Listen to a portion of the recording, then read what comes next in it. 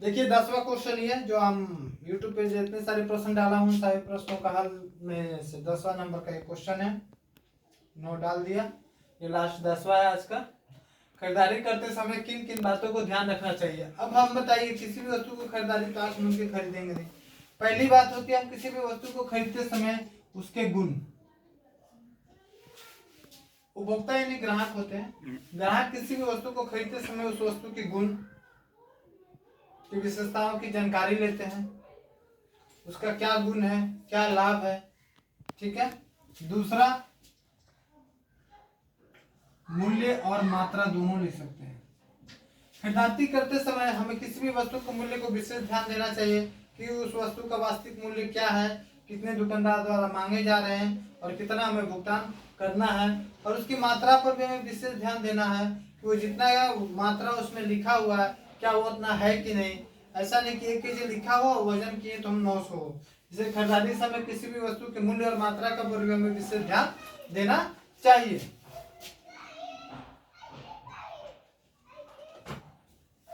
अगला है egg mark. Egg mark एक सरकारी मुहर होता है जिसमें किसी भी वस्तु को बेचने का या उसकी गुणवत्ता का मान्यता सरकार द्वारा दी जाती है। जैसे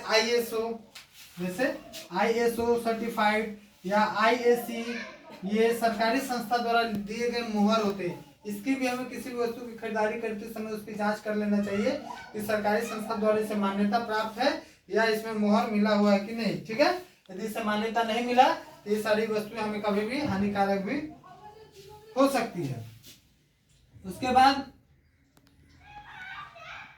रसीद। किसी भी वस्तु को खरीदते समय हमें उस वस्तु का रसीद लेना अति आवश्यक होता है, क्योंकि भविष्य में यदि किसी प्रकार की उस वस्तु में किसी प्रकार की कोई समस्या होती है या किसी प्रकार की दुर्घटना होती है या आपके साथ ठगी का शिकार किया जाता है या आपके साथ धोखाधड़ी का शिकार किया जाता है, तो उस स्थिति में आप उस रसीद को उपभोक्ता आंदोलन में पेश करके उस दुकानदार के प्रति, उस कंपनी के प्रति आप कार्रवाई कर सकते हैं।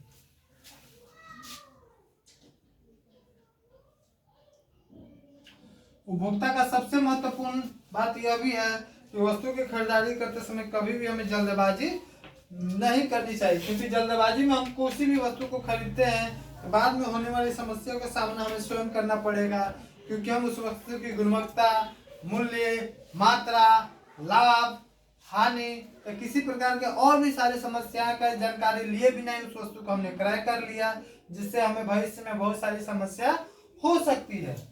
तो डियर स्टूडेंट, इसमें 5-6 पॉइंट में लिखा हूँ, इस पॉइंट को आप सुनिए, इसी वॉइस जो मेरी आवाज़ है उसको सुनकर उसी बात को हर एक बिंदु पर लिखिए। काफ़ी आसानी से ईटीपी तैयार हो जाएगा। कल तक आपको ईटीपी के सारे प्रश्नों के हल मैं दे दूंगा, ठीक है।